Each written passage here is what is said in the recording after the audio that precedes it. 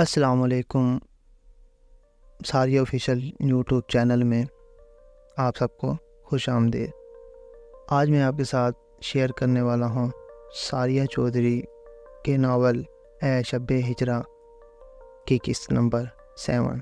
او نو، نور cup table پہ رکھ کے آگے بڑھی تھی۔ یہ کیا کیا آپ نے؟ سعد کی پیشانی سے خون کا فوارہ اول پڑا تھا۔ درد کی شدت سے نیچے بیٹھتا چلا گیا تھا۔ سحر ہارون بھائی نور جلائی تھی اور خود چیئر کی پشت سے لٹکتا تولیہ کھینچ لیا تھا۔ سعد بھائی سر اوپر کریں پلیز۔ نور نے تولیہ اس کے زخم پہ رکھا تھا۔ سعد کا سر مزید جھکا جا رہا تھا، خون بہہ کر زمین کو بھی رنگدار کر چکا تھا۔ ہارون بھائی نور دروازے کے قریب ہو کر چلائی تھی۔ وہ جو سب لاؤنج میں بیٹھے کسی بات پہ کہکا لگا رہے تھے، نور کے یوں چلانے پہ چونکے تھے۔ ہارون فوراً اسے کچن کی جانب بھاگا تھا اور پیچھے پیچھے سب تھے۔ کیا ہوا نور؟ ہارون نے دروازے میں آ کر پوچھا تھا۔ جیسے ہی نظر ساتھ پہ گئی تھی فوراً اس کی جانب لپکا۔ یہ کیا ہوا؟ کیسے زخم آیا؟ ہارون نے اسے سہارا دے کے اٹھایا تھا۔ اوہ مائی گاڈ ساتھ، یہ کیا ہوا؟ سحر خون دیکھ کر گھبرا گئی تھی۔ پیچھے سے سبھی آگے بڑھائے تھے۔ جواد اور ہارون اسے سہارا دیتے لاؤنج میں لے آئے تھے۔ ہارون سعد کو صوفے پہ بیٹھا تھا پلٹا تھا۔ نور یہ کیسے ہوا؟ ہارون کے سوال پہ نور نے سعد کو دیکھا تھا جو درد سے آنکھیں میچ گیا تھا۔ پتہ نہیں ہارون بھائی، شاید چکر آ گیا تھا، پلر سے جا ٹکرائے۔ آپ خیال رکھیں، میں ڈاکٹر کو کال کرتی ہوں۔ نور جواب دیتی باہر کو بھاگی تھی کہ کہیں کوئی اور نیا سوال نہ کرے۔ پیچھے ہارون سعد پہ برس رہا تھا مگر وہ چپ چاپ صوفے پہ آنکھیں موندے لیٹا تھا۔ کچھ بھی کہنا اس نے ضروری نہیں سمجھا تھا۔ نہ ہی روتی ہوئی سحر کو دیکھا، نہ تسلی دی تھی۔ سبھی حیرانگی سے ایک دوسرے کو تکنے لگے تھے۔ بتانا بیان کرو گی یا میں جاؤں؟ اگر بتا دوں گی تو تم کیا کر لو گی؟ وہ تلخی سے بولی تھی۔ کچھ نہ بھی کر سکی تو تمہارے اندر سے غبار نکل جائے گا، پارس نے نرمی سے کہا تھا، مگر مجھے ضرورت نہیں ہے غبار نکالنے کی۔ میں یہ جمع کرنا چاہتی ہوں اور پھر اس پکتے لاوے میں ہر امیر کو بھون دینا چاہتی ہوں۔ وہ دانت پیس کے غصے سے بولی تھی۔ کیوں؟ وجہ بتانا ضروری ہے؟ جب تم کر کچھ نہیں سکتی تو بتاؤ کیوں؟ سب کچھ سن کے آخر پہ یہی کہو گی، او بہت افسوس ہوا مگر غلطی تمہاری تھی۔ کیوں نہ کرتی تو یوں ہوتا، یوں کرتی تو یوں ہوتا۔ تسلی کے دو بول بولو گی، 4-7 نصیحتیں کرو گی اور بس۔ وہ پہلے سے زیادہ تلخ اور بیزاریت سے بھرپور لہجے میں بولی تھی۔ نفرت ہے مجھے ہر اس بندے سے جو نصیحت کرتا ہے، ہر اس سے جو جھوٹی تسلیاں دیتا ہے۔ میرا جی چاہتا ہے ہنستے بستے امیر کو آگ لگا دوں، ان کے ٹکڑے کروں اور کتوں کے آگے ڈال دوں جو غریب کو اپنا غلام سمجھتے ہیں، ٹیشو پیپر کی طرح استعمال کرتے ہیں اور پھر پھینک کر پاؤں تلے مسل دیتے ہیں۔ وہ نفرت سے چور لہجے میں بول رہی تھی اور پارس حیران تھی اس کی اتنی نفرت بھرا اور تلخ گفتگو کو سن رہی تھی۔ اگر میں نہ تسلی دوں گی نہ نصیحت کروں گی، میں کوشش کروں گی تمہارے واسطے جو ہو سکے وہ کروں۔ پارس اس کی سکون سے بولی تھی۔ تم میرے مجرم کو میرے سامنے سزا دلواؤ گی، ایسی سزا کہ میرے سامنے اس پہ تیزاب ڈال کے جلا دیا جائے یا پٹرول ڈال کے جلا دیا جائے اور اس کی چیخیں میرے سینے میں ٹھنڈک ڈال دے، بھوکے کتے اس پہ چھوڑ دیے جائیں تاکہ میرے اندر بھڑکتی آگ کچھ ٹھنڈی ہو۔ اتنی نفرت، اتنی صفاقی، پارس دنگ رہ گئی تھی۔ چلو تم مجھے بتاؤ ساری بات، میں وعدہ تو نہیں کرتی مگر پوری کوشش کروں گی کوئی تمہارا خطاوار ہے تو اسے قانون کڑی سے کڑی سزا دے، لیکن اگر تم بھی برابر کی قصوروار ہوئی تو۔ پارس کی بات پہ وہ چونکی تھی۔ ہاں میں قصوروار ہوں، ہاں میری غلطی ہے، اور میری غلطی یہ ہے میں ایک غریب کمی مزارے کے گھر پیدا ہوئی، وہ چلائی تھی۔ غربت میرا قصور ہے، چھوٹی چھوٹی چیزوں کے لیے میں ترستی رہی، حسرت سے تپتی رہی، میری خواہشیں حسرتیں بنتی گئی اور میں اپنی خواہشات کے پیچھے بھاگتی رہی۔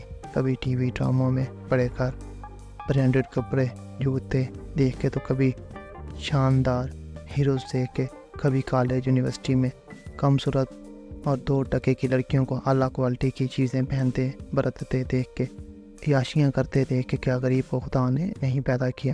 کیا دنیا کی ہر آسائش پہ امیر کا حق ہے؟ کیوں یہ نا انصافی؟ کیوں اس کے ہوتے ہوئے اس کی زمین پہ اس کے سامنے کوئی اتنا بھرا ہوا ہے کہ آدھا اٹھا کے باہر پھینکتا اور کوئی بھوک سے مر رہا ہوتا ہے؟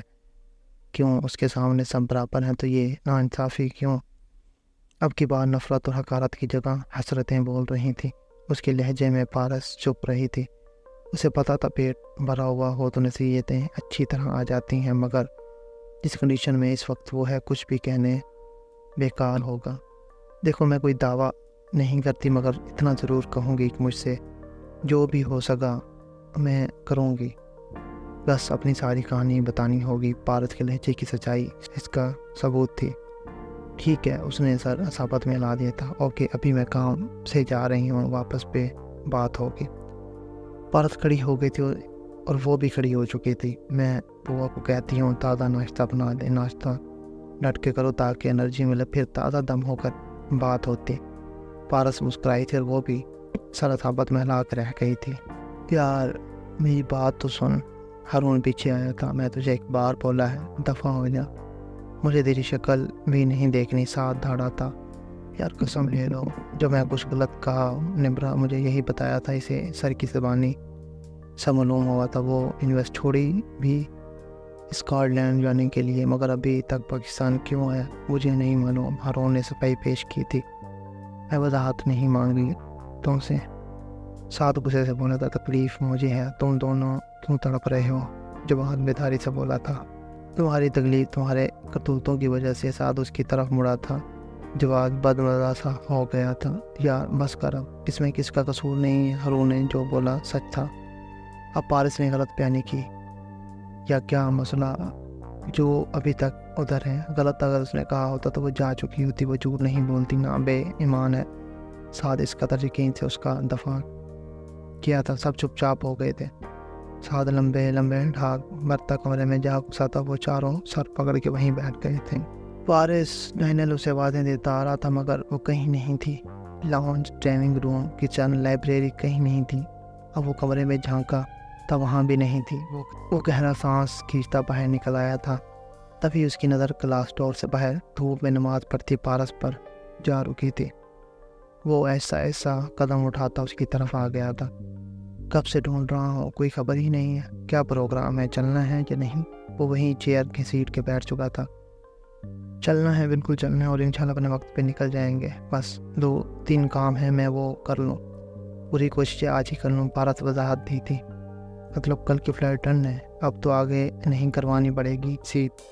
نہیں بالکل نہیں۔ اوکے پھر ٹھیک ہے، میں پیکنگ کر لوں، آپ بھی تیاری کرنے۔ اٹھ گیا تھا ڈینیل بھائی پارس کی پکار پہ جاتا جاتا پلٹا تھا۔ ہاں جی ادھر آئیے، 2 منٹ بیٹھے۔ پارس نے چیئر کی جانب اشارہ کیا تھا، وہ حیران ہوتا آ کر بیٹھ گیا تھا۔ اس لڑکی کا کیا سوچا؟ پارس تو ٹوک بات کی تھی بنا لگی لپٹی رکھے۔ کون سی لڑکی؟ وہ چونک گیا تھا۔ سوری ٹو سے بڑھوائی بات، اتفاق سے میں آپ کی سب باتیں سن چکی ہوں، پارس بولی تھی۔ اور اس کے بارے میں کیا سوچنا، وہ خود سب سوچ کے بیٹھی ہیں۔ آپ باتیں سن چکی ہیں تو اندازہ ہو گیا ہوگا سارا کچھ اس کی جانب سے، میری جانب سے کچھ بھی نہیں ہے۔ مطلب پارس حیران ہوئی۔ مطلب یہ کہ میرے لیے اچھی کلاس فیلو ہے اور کچھ نہیں۔ اگر محبت ہے، شادی کرنا چاہتی ہے تو اس کی اپنی سوچ ہے، اور میں اسے کئی بار سمجھا چکا ہوں۔ میرا اور اس کا مذہب ایک نہیں، اور میں قطعاً اپنا مذہب نہیں چھوڑنے والا۔ مجھے محبت بھی ہوتی تو محبت میرے مان پہ قربان تھی، ڈینیل واضح لفظوں میں بولا تھا۔ تو پھر شادی کیسے ممکن ہے؟ وہ تو شادی کرنا چاہ رہی ہے، پارس الجھی تھی۔ میں اسے بتا چکا شادی کرنی ہے اسے تو میرا مذہب اپنانا ہوگا، اور وہ راضی ہے ایسا کرنے کو۔ ڈینیل نے دھماکہ کیا تھا۔ پارس حیران ہے، پریشان تھی۔ ناممکن، ایسا نہیں ہو سکتا۔ کیوں؟ ڈینیل اسے تکنے لگا تھا۔ کیوں؟ وہ چھوڑو، بس نہیں ہو سکتا نا، وہ سختی سے بولی تھی۔ مگر وہ راضی ہے، ڈینیل نے اپنی بات پہ زور دیا تھا۔ ایک وعدہ کرو گے میرے بھائی؟ ہو نا؟ بھائی سمجھ کے کہہ رہی ہوں، پارس نے التجائیہ انداز میں کہا تھا۔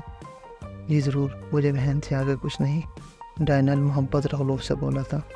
جب تک ہم اسکاٹ لینڈ کے ویزا سے لوٹ نہیں آتے، آپ اس لڑکی سے کوئی رابطہ نہیں رکھو۔ کہ کسی بھی قسم کا رابطہ تعلق کچھ نہیں. جب لوٹیں گے تو دیکھیں گے. پارس کی بات پہ کچھ دیر سوچا تھا اس نے، پھر ڈن کر دیا تھا. مجھے منظور ہے، میرا اس سے اتنا جذباتی تعلق نہیں ہے کہ میں بہن پہ ترجیح دوں جسے آپ کہوں. Thanks bye. Thank you so much. وہ ممنون تھی. وہ اسے سر پہ ہاتھ پھیرتا مسکراتا اٹھ کھڑا ہوا تھا، جبکہ پارس کو لگا فی الوقت ایک بوجھ اتر گیا. پارس نے کمرے میں جھانکا تھا، وہ سامنے کہیں نہیں تھی. پارس اندر آ گئی تھی. وہ بیٹھ کے دائیں جانب نیچے گھٹنوں میں سر دیے بیٹھی تھی. ناشتہ جو کا تو پڑا تھا، اس نے ہاتھ تک نہیں لگایا تھا. ناشتہ کیوں نہیں کیا؟ آواز پہ اس نے سر اٹھایا تھا. وہ نہیں. مختصر جواب. پھر بھی تھوڑا سا کھا لو. نہیں، وہ لہجے میں بولی. نہ کھانے سے کیا ہوگا، سب کچھ بدل جائے گا.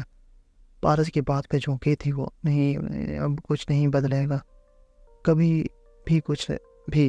وہ خود اذیتی سے بولی تھی. تو پھر تھوڑا سا کھا لو. پارس نے اصرار کیا تھا. نہیں کھانا تو نہیں کھانا. کیوں ضد لگاتی ہیں؟ وہ جھٹ سی گئی تھی.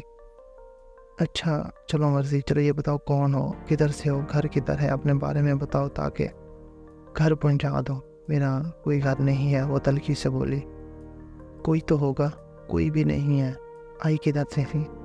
پارس پھر سوال کیا جہنم سے. وہ غصے سے بولی تھی. پارس نے سر پکڑ لیا تھا. حد ہی ہو گئی. دیکھو مجھے کچھ بتاؤ تو میں مجھے کچھ بتاؤ تو ہی میں کچھ کر سکوں گی، نہ ورنہ وہی فٹ پاتھ پہ چلی جاؤ، پھر جو ہوگا بھگت لینا. پارس برمی سے بولی تھی. اب کی بار وہ چپ رہی تھی. بتانا ہے یا جاؤں میں؟ مجھے دیر ہو رہی ہے. وہ پھر بھی چپ تھی. دیکھو میں آج کا دن ہوں بس. کل میں اسکاٹ لینڈ چلے جانا. پھر کہاں جاؤ گی تم؟ جب تک کچھ بتاؤ گی نہیں میں کچھ کر نہیں سکتی. اب صحیح معنوں میں وہ پریشان ہوئی تھی. تنخی اور غصہ جھاگ کی طرح بیٹھ گیا تھا. اگر سچ میں وہ جا رہی ہے تو وہ خود کدھر جائے گی؟ ایک نئی پریشانی نے اسے گھیر لیا تھا.